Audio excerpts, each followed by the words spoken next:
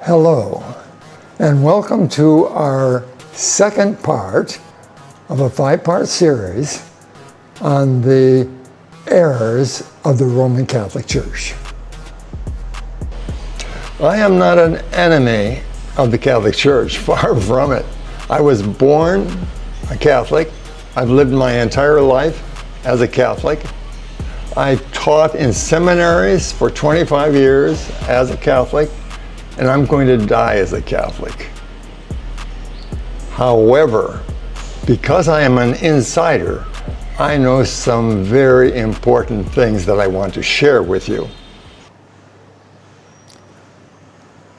Today, our topic is going to be the crucifixion of Jesus. When I was a young boy, my parents sent me to a Catholic grade school. The name of the school was Holy Cross. Very significant, isn't it? Holy Cross Grade School. It was right next to our church. And there, I was given the Baltimore Catechism. And this gave me a wonderful, wonderful, wonderful experience of what it was that was important about Jesus. What was the image that came across to me? Okay.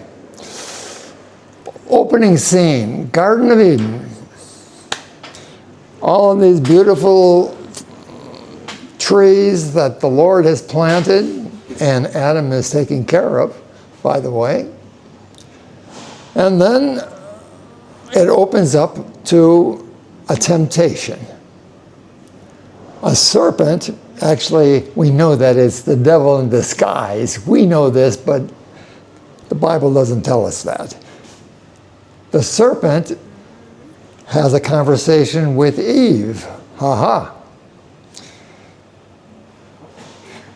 He asks her, is it true that God said you could eat any fruit of the orchard, any fruits in the orchard? No. God did not say that. No. God said we may eat all of the fruits, but not the one that is in the center of the whole garden. The real showpiece, that one we cannot eat of, and we're not even allowed to touch it. And what does the serpent say? Oh, the serpent says, well, yeah, I heard something like that too, but it's not quite right. You can touch it. Adam filtered that in. It wasn't in God's word. He made a change for it by himself. He wanted to keep you away from it. But at any rate, when you eat of it, you're not going to die. Rather, your eyes are going to be opened, and you are going to know good and evil just like God does. Whoa! And guess what? The woman looked at it, the tree, and she noticed that actually it was a delight for the eyes. It was a good-looking fruit. And she thought also that it's going to be good nourishment. But most of all, she wanted wisdom. And so she ate of the tree and gave some of it to her husband, and he ate as well. All right, so this was the great failure. God was hoping that his new creatures were going to follow his one rule, and there was only one rule for them, only one rule. Don't eat of that fruit. By all means, don't eat of that fruit or you will die. But guess what? They don't die right away, but they do die later. They live on for about 1,000 years. But then, guess what? God is should I say, pissed off by Adam and Eve. He expected more of them. And so he's not only going to wash his hands clean of them, he's going to actually wash his hands clean of all his children, grandchildren, great-grandchildren, etc., etc., etc. Okay, what a mess that was. And then my teacher said, but there was a trump card that God had. He needed his son, his only begotten son, to go to earth and to show the perfect example of what obedience God really wanted from the very beginning. But Adam and Eve didn't give it to him, so who is going to give it to him? Jesus, the Lord Jesus. It's fantastic. It's fantastic. He took the reins. He came to earth. He was born as an infant of a virgin. Oh, it was a wonderful story. But it comes to a really bloody ending. But even though there's a lot of blood and gore in the ending, it was for our benefit. The Son died and then gave all of his goodwill and benefits that he had earned to us, the children of Adam and Eve, the sinners, the disappointments. Oh boy, was that a turnaround. And so now God loves us. Not because we're perfect, not because we don't sin, but because when he looks at us, he remembers his son, his beloved son who was perfect, who never failed him. What a beautiful story that was. And we're in the time of Lent now. And I remember so clearly, all of us would gather into the church, and there would be the 14 stations of the cross. Stations of the cross. These were big pictures that were put on the wall of our church, 14 of them, and it described in great detail the mistreatment that was given to Jesus before he died. And at each new station, Father McMonigal would call out in a clear voice, "We adore thee, O Christ, and we bless thee." And then we would kneel, and it was a tremendous roar, 500 students kneeling. And we would say in unison, "Because by thy holy cross, you have redeemed the world." There it is. There is the whole story of Catholicism in one sentence, in one gesture, in one moment. I loved it. I loved it. But I didn't continue to love it. As I grew older and began to think about these things, I saw real problems with this. To begin with, what kind of father would actually so disown his children for thousands upon thousands upon thousands of years waiting for Jesus to come along? I mean, how about all of that, can I call it neglect? And no matter how serious the sin was, aren't parents supposed to show their children how to forgive, how to actually mend broken relationships? But this God didn't do anything.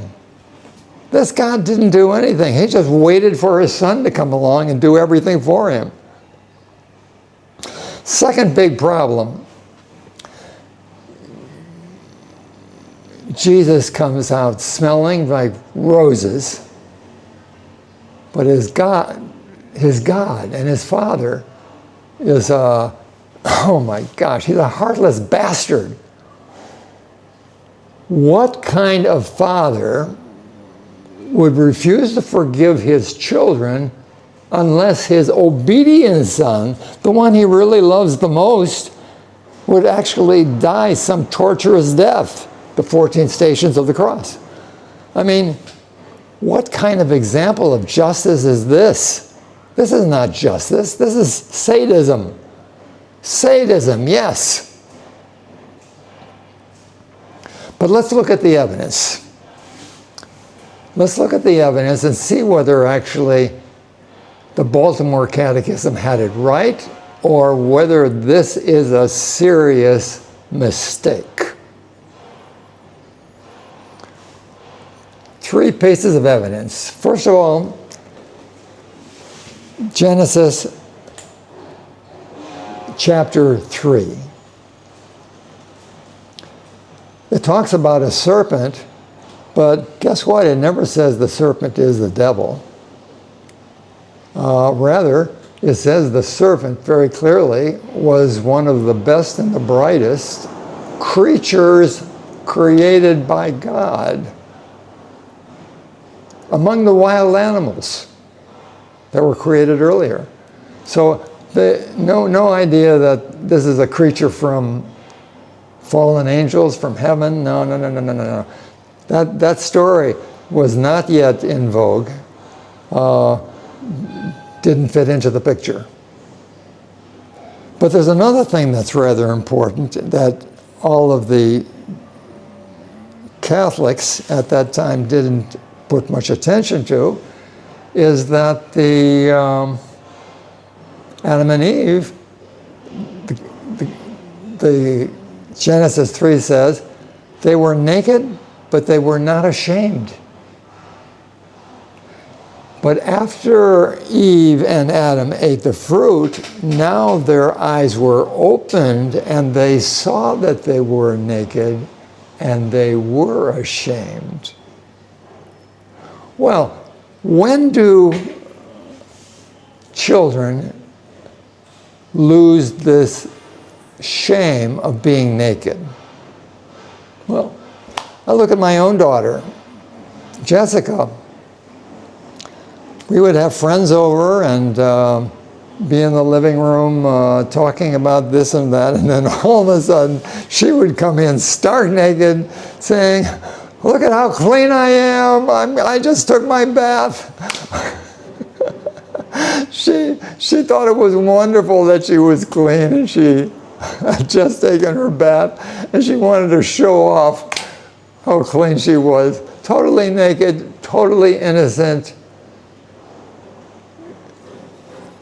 I would suggest that maybe the person who wrote this narrative knew that Adam and Eve were children. Now, children are just given hard and fast rules. Well, this is what a parent has to do at first in order to protect them. I wanted to protect my daughter against the traffic in front of our house that ran on the street. And so I brought her out to the curb, and I showed her where the cars go. And I said, "Jessica, this is dangerous for you. This is the place where the cars go. This is your place over here. You never, never, never go into the street. If you do, a car will smash into you and you will be like a squashed bug." I put that in because I wanted it to register in her mind. If I said she would have died, she doesn't know anything about death, but she knows what a smashed bug is. Okay, so I frightened her. I frightened her deliberately in order to keep her out of the street. Now, I wasn't going to continue doing that all her life. When she turned 4 or 5, I said, "I'm going to teach you now how to cross the street. Here's the right way to do it. Come here. hold my hand. Now, what do you see? And I took her through the steps on how to safely cross the street by herself. Now, I'm doing it with her at this time, but I'm teaching her how to do it for herself. That's the knowledge of good and evil. That's the knowledge of good and evil that Eve wanted. Not just simply to be following directions, but actually to understand the reasons for the directions, and therefore to be an intelligent participator in her orderly life. That was the marvelous thing that Eve was looking for, and she achieved it. As a matter of fact, God even says, oh, I see that my children have actually gained the knowledge of good and evil that I have, and I am afraid that they may actually eat of another tree I have planted, the tree of life, and if they eat of that tree, they will live forever and be equal to me. Oopsie, oopsie. God doesn't want his children to be equal to them. He doesn't want them to be forever, forever, forever sorts of people. He wants them to be born from the dust and to go back to the dust. He wants them to have a defined lifetime, not like God, a defined lifetime, a beginning, birth, an end, death. And so the reason given by Genesis 3 is that God is protecting the number 2 tree, the tree of life. He says nothing about a sin. He says nothing about disobedience. He says nothing about his unwilling to forgive them. They're children. They made a mistake. But actually, they made a good mistake. A parent feels honored when his children try to become like them. And that's what Eve wanted, to become like her father. What a good story that is. Think about it. Catholics have totally destroyed that true story behind the Genesis 3, and they've substituted another story, that of the failure of Adam and Eve and of their children and their children's children to the end of, well, to the end of time. That's what it was going to be like. Never took place. Never the intention of Genesis 3. Second piece of evidence. Does the witness of the Jewish scriptures show us that God was locked in unforgiveness from the time of Adam and Eve all the way to, well, the year 33? No. Nowhere in the Hebrew scriptures is there any notion that God has actually abandoned his creatures or that he has not forgiven them. Take the case of King David. Now, David is a real prize of God, but he is not perfect by any means. As a matter of fact, he did something terrible.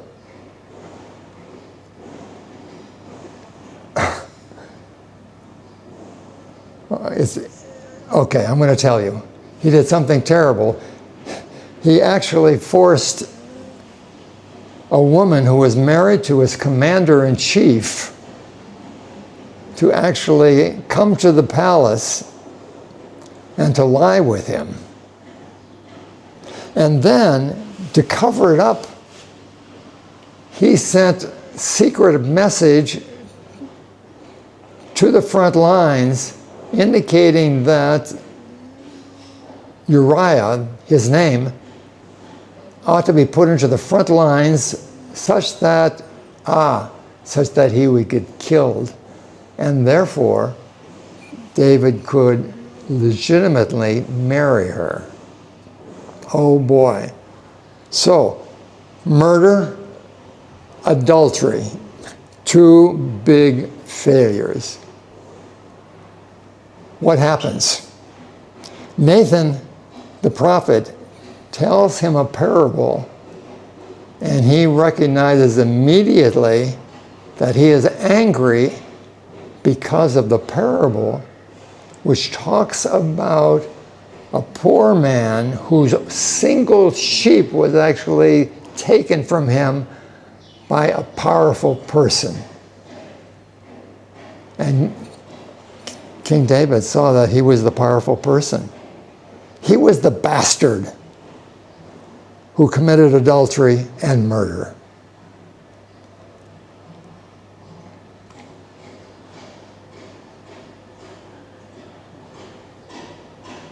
So David confessed his sin in tears and in lamentations. He saw that actually he not only sinned against God, he sinned against Uriah and his wife as well. And once again, the prophet Nathan said, God has heard your prayer and has wiped away your sin. Now, this is the prophet speaking for God to David. Wiped away your sin. You see, God does forgive sins. And this is a very serious sin by his prize, King David. Look into all of the Hebrew scriptures. There are hundreds of cases of forgiveness being given. Under no instance does one say, oh, wait a second, we've got to wait for Jesus, the Messiah, to come, and then he will die on the cross, and then God will forgive sins. Never. Never, never, never. And so this is another error that the Catholic Church has made. No one in the whole Jewish tradition thought that the Messiah was going to bring about the forgiveness of sins due to a terrible, atrocious crucifixion. Never. Okay, third point. Let's look at Jesus. What does Jesus say? Does Jesus make any reference to the Garden of Eden story and say, oh boy, this is where things went wrong? God had good reason to abandon his children at that point? No. God, he never makes any reference to the Garden of Eden story, nor does he imagine that the Garden of Eden story was the most tragic event in the world. Far from it. Far from it. As a matter of fact, when Jesus sends out his disciples, the 12 disciples, he says, I'm sending you like sheep among wolves. Be as wise as serpents. Oh my gosh. That's what he said. As wise as serpents. And you see, serpents can be wise. Jesus knew that. And probably if Jesus was reading Genesis 3, he knew that the serpent in the garden was also the source of wisdom. The source of wisdom. He told the truth. You will not die. Rather, your eyes will be opened. And it came to be. The serpent was not a liar. He was the truth teller. He was the truth teller. And both God and Eve agreed that he was the truth teller. Okay, Jesus now. Good parable from Jesus comes from the 15th chapter of Luke. It tells this terrible story of a father who had two sons. They're in the agricultural trade. They're making ends meet. But the young son says to his dad, Dad, I'm going to get an inheritance, right? Yeah, son, when I die, I'm going to give all of my property to you and your brother, divided equally. Okay, Dad, I'm not going to wait. I want you to give me my inheritance now. I want to go out in the world and see what it's really like, and I need some financial backing to do that. So, what does this father do? He says yes. He loves his son. And if this is what it takes to retain his love, he's going to do it. And so the story goes on that actually he wasted a lot of his money. He visited prostitutes. He had a lot of parties and so forth and so forth and so forth. And finally, he came to see that his whole life was meaningless. His whole life was meaningless. Why? Because his father, he knew his father was sad. He knew his father felt abandoned by his son. And so he decided to go home. But he knew that he didn't deserve any forgiveness. Matter of fact, the first thing he said to his father when he saw him, and his father jumped off the porch. He was actually waiting for him, according to Jesus' parable, waiting for him. He came to him, and what were the first words? I am not worthy to be called your son. I have sinned against heaven and against you. If I could only have a job, that would be enough. It's more than I have now. But the father doesn't hear this. He is so excited that his son has returned that he orders his servants to bring out one of the family robes, put a ring on his finger.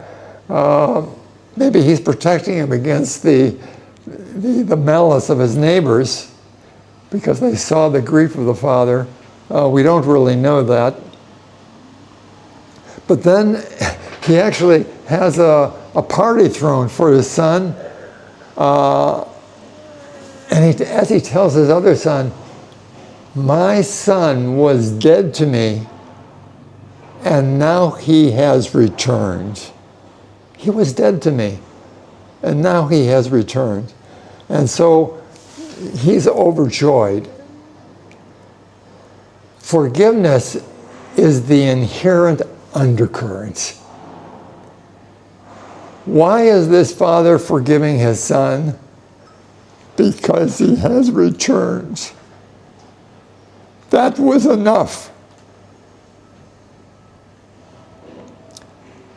That is enough. Metanoia, turning back. That's the Greek term. Turning back. He turned back to his father. That was enough. And this, of course, is the parable of God's view. God is actually waiting on the porch for his truant son to return.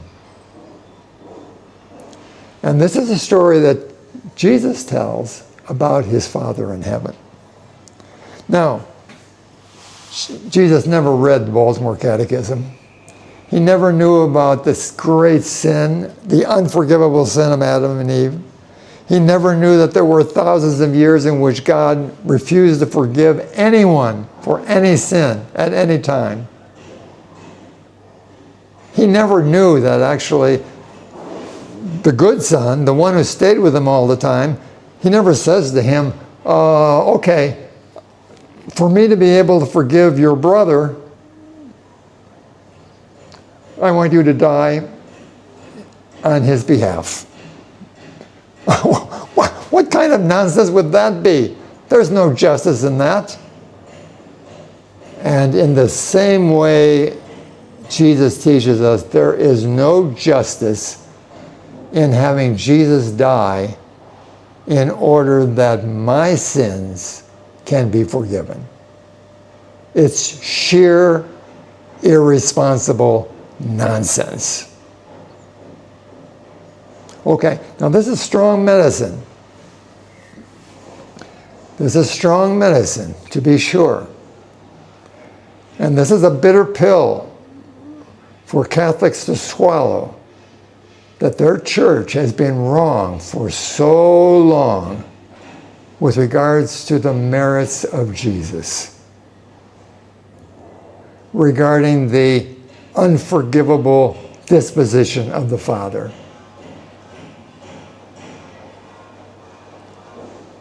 Okay. Now, many of you actually belong to churches that believe that no sin is forgiven without the death of Jesus. This is a tragic mistake. I would invite you actually to read the Hebrew Scriptures, to consult a rabbi if you want. Look at Rabbi Jesus, the sorts of things that he said. He never actually imagined this long period of unforgiveness. This is not our Jesus teaching about his Father. It's a tragic mistake. We actually read it back into the evidence. It is never there to begin with. So, if you belong to a church that preaches that you are sinners, that you are unforgivable, and that only because of the merits of Jesus does God love you, run from that church.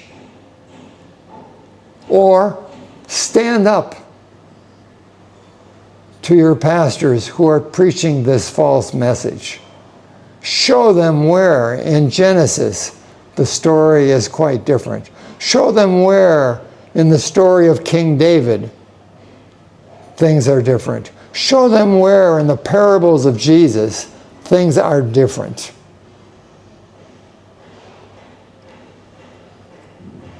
Okay, there you have it.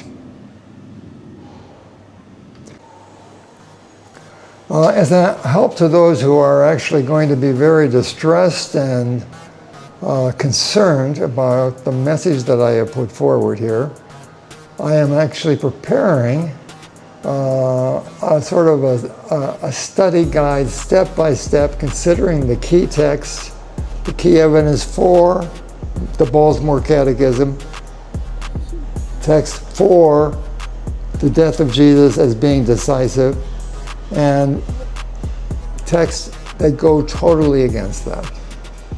And then you can make up your own minds. At the bottom of the screen is that source of the website. Thank you.